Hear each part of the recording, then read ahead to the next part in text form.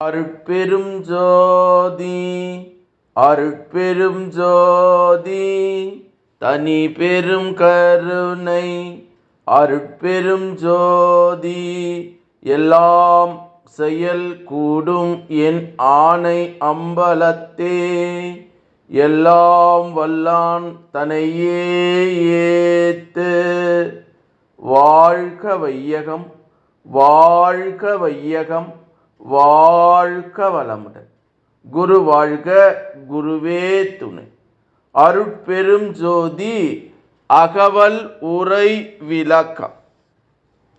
திரை மறைப்பு எல்லாம் தீர்த்து ஆங்காங்கே அரசுர காட்டும் அருட்பெரும் ஜோதி என்று திரு அருள் பிரகாச வள்ளலார் ராமலிங்க சாமிகள் பாடி அருளச் செய்த திருவருப்பா அகவல் வரி பாடல். இதனுடைய உரை விளக்கம். திரைகளால் ஏற்பட்ட அத்தனை மறைப்புகளையும் நீக்கி ஒவ்வொரு அனுபவத்தையும் தன் வசமாக்கி ஆங்காங்கே தன்னாட்சி செலுத்துமாறு காட்டுகின்ற அருட்பெரும் ஜோதி. எந்த அருட்பெரும் ஜோதி இதுவரை திரையிட்டு மறைத்தோ அதுவே அத்திரைகளை விலக்கி காட்டுமாம் என்று இந்த அற்புதமான அகவல் வரிக்கு பேராசிரியர் பாலசுப்ரமணியம் அவர்கள் தரக்கூடிய ஒரு அற்புதமான உரை விளக்கம்.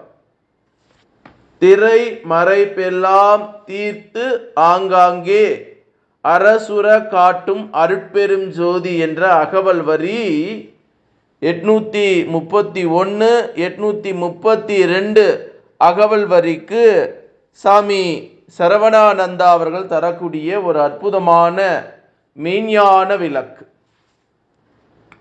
அறியாமையினால் எங்கெங்கே பார்த்தாலும் அந்த வண்ண தோற்ற பொருள்களும் உயிர்களும் ஆற்றல்களும் செயல்களும் தத்துவங்களும் அனுபவங்களே தோற்றுவிக்கின்றன. அவை ஒன்றுக்கொன்று பொருந்தியும் பொருந்தாமலும் ஒற்றுமை வேற்றுமையும் கட்டுப்பட்டும் சுழற்சியாகவும் பல யாவையும் எண்ணிலடங்காதனவாவையும் இருக்க காண்கிறோம். இவை எல்லாவற்றையும் ஒழுங்காகவும் மாறுபாடு இன்றியும் தடைபடாமலும் முறையாக பன்னெடுங்காலமாக விளங்கச் செய்ய வேண்டுமானால் எப்படி எத்தனை கோடி பேரால் பிசங்காமல் நிர்வகிக்க முடியும்? யாராலும் முடியாத ஒன்று. ஒருவனால் ஒரு குறிப்பிட்ட இடத்திலே இருந்து கொண்டு எப்படி செய்ய முடியும்? முடியாது என்பது யாவருடைய பதிலாம். ஆனால் நமது அருட்பெரும் ஜோதி அம்பலத்தார் ஒரே ஒருவராகத்தான் இருக்கின்றார். அந்த ஒருவரே தன் பேரருள் பெரும் சக்தியினால் எவ்வுயிருக்கும் எப்பொருளுக்கும் மற்ற வெவ்வேறு ஒன்றுக்கும் உள்ளீடாய் இருந்து அதுவாய் ஆகி விளங்குகின்றார் என்பதை காணும்போது உண்மையை அறிய முடிகின்றது. எதுவும் அம்மெய்ப்பொருளை மறைக்கும் திரையாகவில்லை என்பதையும் அதுவே எங்கெங்கும் நிறை ஆற்றலோடு அருளாட்சி புரிந்து கொண்டுள்ளது என்றும் அறிகின்றோம் என்று சாமி சரவணானந்தா அவர்கள் தரக்கூடிய ஒரு அற்புதமான மெய்ஞான விளக்கம். திரை மறைப்பெல்லாம் தீர்த்து ஆங்காங்கே அரசுர காட்டும் அருட்பெரும் ஜோதி என்ற இந்த அற்புதமான அகவல் வரி நம் மனதிலே இருக்கக்கூடிய அத்தனை புற அழுக்குகளை நீக்கி நம்மளுடைய வாழ்க்கை சந்தர்ப்ப சூழலால் ஏற்படக்கூடிய அனுபவங்களை எல்லாம் நல்ல அனுபவங்களை மேல் பதிவாக நல்ல திறனாக கொண்டு தீய வினை பதிவுகளெல்லாம் நீக்கி இறைவனோடு ஒன்றி கலந்து உயிர்கலப்பு செய்யக்கூடிய ஒரு அற்புத ஜீவனாக இறைவன் நம்மை காத்து கொண்டிருக்கிறார். மனிதனால் செய்ய முடியாததை இறைவன் செய்து கொண்டிருக்கிறார். இந்த பிரபஞ்சம் எப்படி இயங்குது, இந்த பிரபஞ்சத்தை தாங்கி பிடித்திருப்பது எது? இந்த அன்ற சராசரியாக இருக்கக்கூடிய நவகோள்களிலிருந்து வரக்கூடிய ஆற்றலை உள்வாங்கி அதை நல்ல விதமாக மாற்றி அமைத்து கொண்டு எல்லா ஜீவன்களும் இந்த பிரபஞ்சத்திலே வாழ உதவியும் கருணையும் தயவு கொண்டு செய்யக்கூடிய அருட்பெரும் ஜோதி ஆண்டவர் ஒருவரால் தான் முடியும். அவர் எல்லா அங்குங்கனாதபடி எங்கும் பிரகாசமாக இருக்கக்கூடிய ஒரு அற்புதமான இறை ஆற்றல் நமக்குள்ளாகவே அகத்திலே இருக்கு. அந்த அகத்திலே இருக்கக்கூடிய இறைவனை நமக்குள்ளாகவே உணர்ந்து கொள்ள வேண்டும், தெரிந்து கொள்ள வேண்டும். அந்த இறைவனை நம்ம மனசுக்குள்ளாகவே அந்த இறைவனை ஏக இறைவனை அடைவதற்கு நம்ம முயற்சியும் பயிற்சியும் செய்வதற்கு அப்பப்போ நல்ல மகான்களும் ஞானிகளும் வருவார்கள் என்பதைத்தான் வேதாத்திரி மகிழ்ச்சி அவர்கள் பேரறிஞர் வழி செல்வோம் அப்படின்னு ஒரு கவி ஒன்று எழுதியிருக்கிறார்.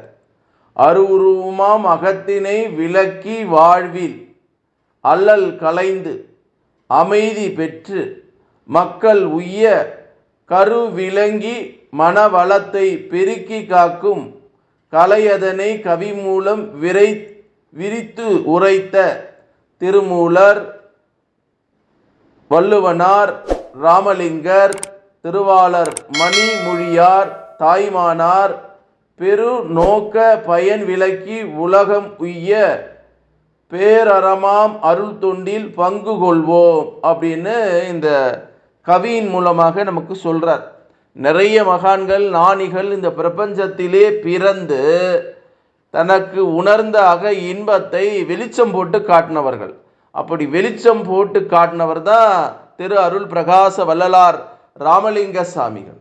தனக்கு தெரிந்ததவர் எல்லாமே இருக்கலாம், அந்த திரை மறைப்பு எல்லாம் தீர்த்து ஆங்காங்கே அரசுர காட்டும் அருட்பெரும் ஜோதி. அப்ப இறைவனுடைய அவர் எந்த பதிவும் இல்லாதவர், ஏக இறைவன்.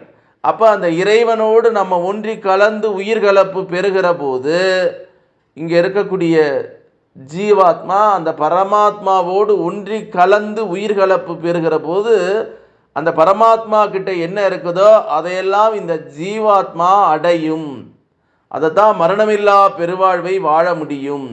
இந்த தேகம் மண்ணுக்கு போகக்கூடியதோ நெருப்புக்கு போகக்கூடிய தேகம் அல்ல, ஒளி தேகமாக மாறி எல்லோருக்கும் ஞானத்தை கொடுக்கக்கூடிய அருளை கொடுக்கக்கூடிய சுத்த தேகமாக நம்ம மாற்றிக்கொள்ளணும்.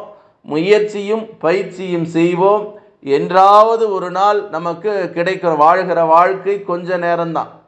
அந்த வாழ்கிற வாழ்க்கையில் நான் கூட அடிக்கடி சங்கல்பம் எடுக்க வேண்டும் என்று என் மனதுக்குள்ளே சில செய்திகளை சொல்லிக்கிட்டே இருக்கிறேன். பிபி வருது, சுகர் வருது, அது வருது. அது இல்லாமல் சில நெருக்கடிகள், நண்பர்கள் மூலமாக சில நெருக்கடிகள், உறவினர்கள் மூலமாக நெருக்கடிகள், உடன் பிறந்த சக உதிரங்கள் சகோதரிகள் மூலமாக வரக்கூடிய நெருக்கடிகள், சகோதரர்கள் மூலமாக வரக்கூடிய நெருக்கடிகள். இதெல்லாம் நம்ம என்ன அழுத்துதுன்னா நம்ம அக இன்பத்தை பெறணும். இது உனக்கு சொந்த வீடு அல்ல. நம்ம என்ன பண்ணுறோம், வந்த வீட்டை மறந்துட்டு சொந்த வீட்டிலேயே இருக்கணும்னு நினைக்கிறோம்.